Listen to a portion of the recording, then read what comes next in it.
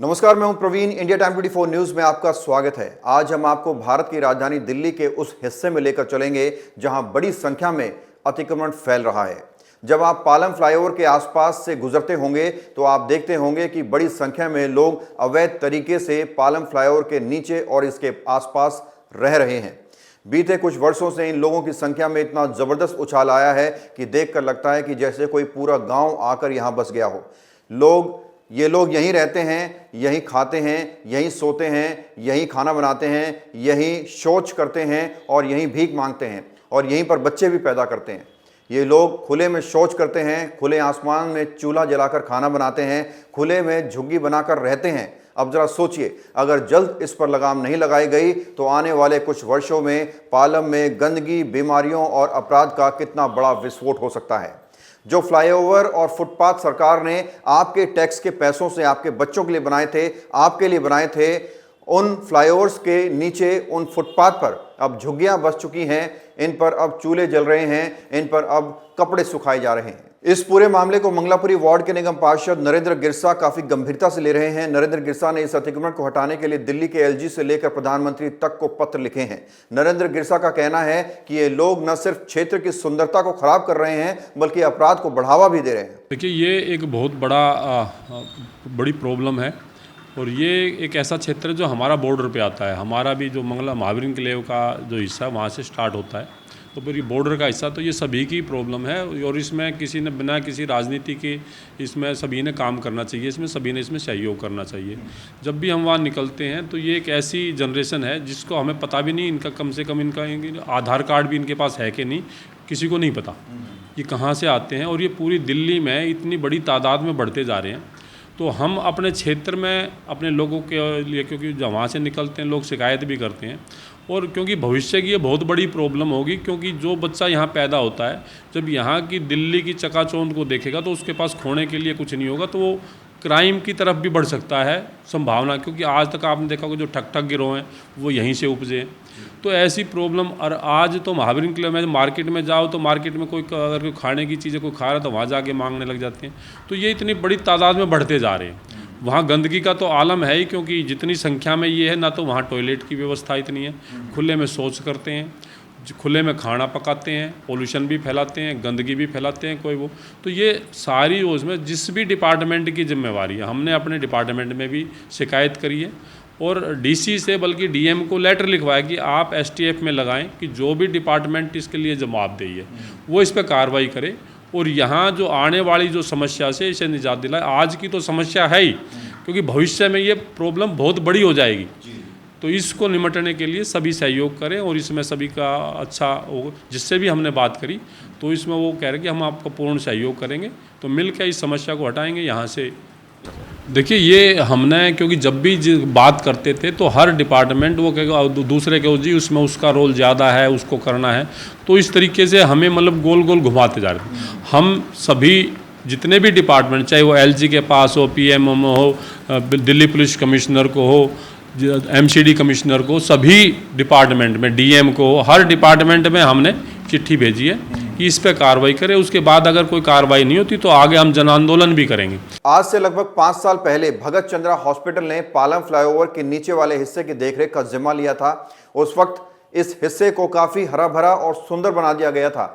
Doctor CM भगत ने इसकी maintenance के लिए लाखों रुपया खर्च किया, लेकिन लोगों ने सब कुछ इन लोगों ने तहस नहस कर दिया। आज ये लोग इतनी बड़ी संख्या में यहाँ बस चुके हैं कि प्रशासन के लिए इन्हें यहाँ से हटाना या कहीं और शिफ्ट करना बहुत बड़ी चुनौती बन चुका है। डॉक्टर सीएम भगत ने कहा कि ये लोग न सिर्फ शहर को गंदा करने में लगे हैं बल्कि कई बीमारियों को जन्म दे रहे हैं। अब इसके साथ साथ दो चीज़ें और होती हैं। एक तो जिस तरह ये लोग फायरवुड यूज़ करते हैं या वेस्ट मटेरियल यूज़ करते हैं खाना बनाने के लिए, स्मोक होता है और पोल्यूशन होता है। उस वक्त आप ग्रैप लगाइए या जो मर्जी करिए, गाड़ियाँ तो आपने बंद कर दी, पर इनके चूल्हों से जो धुआं निकल रहा होता है वो बेनतिया है। दूसरा, हम पूरा देश कोशिश कर रहा है कि ओपन डिफिकेशन बंद हो जाए, लेकिन ये लोग तो इन्हीं पुलों के नीचे जो जगह है उसको वहाँ पे ओपन डिफिकेशन करते हैं। और कई बार बड़ा एम्बैरसिंग भी होता है कि महिलाएं भी सड़क के कोने पे बैठ के कर रही होती हैं। सुबह सुबह या आप थोड़ा सा अंधेरे में शाम को जाओ देखिए गाड़ी की लाइट तो पड़ती है, तो it's a very embarrassing thing, और ये सब चीज़ें बंद होनी चाहिए। मैं तो यही कहूँगा कि ओपन डिफिकेशन हो रही है, धुआं छोड़ रहे हैं, गंदगी फैला रखे हैं। हम हर आदमी चाहता है कि उसका घर सुंदर हो।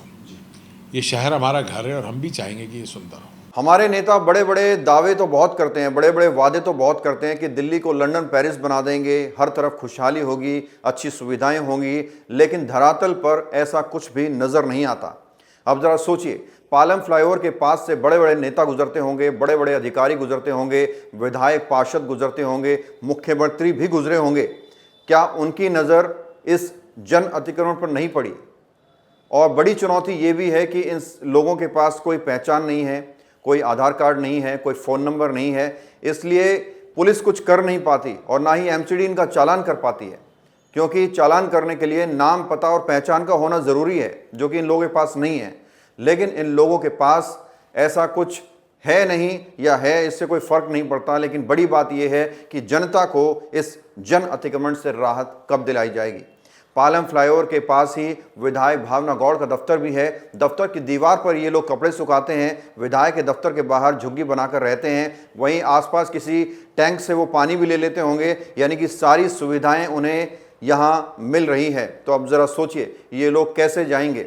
जो दिल्ली के आम नागरिक हैं, जो दिल्ली के जो टैक्स पेयर हैं, जो दिल्ली की जनता है, वो साफ पानी के लिए तरस रही है, वो अच्छी सड़कों के लिए तरस रही है, वो धरने प्रदर्शन कर करके परेशान हो चुकी है। लेकिन ये लोग न जाने कहां से आए और यहां आकर बस गए, और सारी सुख सुविधाएं, सारे लाभ, सारी सुख सुविधाएं ये लोग यहां पर ले रहे हैं, वो भी बिल्कुल फ्री। लेकिन इनसे अब कोई पूछने वाला नहीं है, कोई इनका चालान काटने वाला नहीं है, किसी अधिकारी को ये लोग नज़र नहीं आते।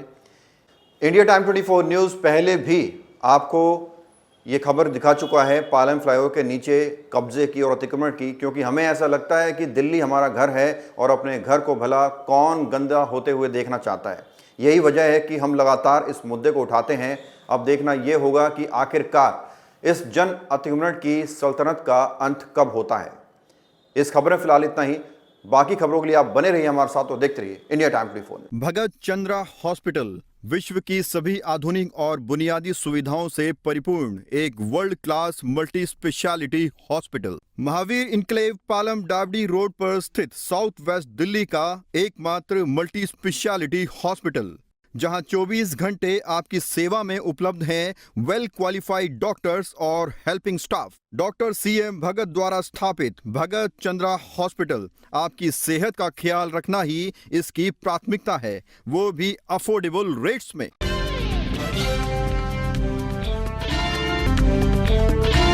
खबरों से खबरदार रहने के लिए चैनल को सब्सक्राइब करें और प्रेस करें बेल आइकन।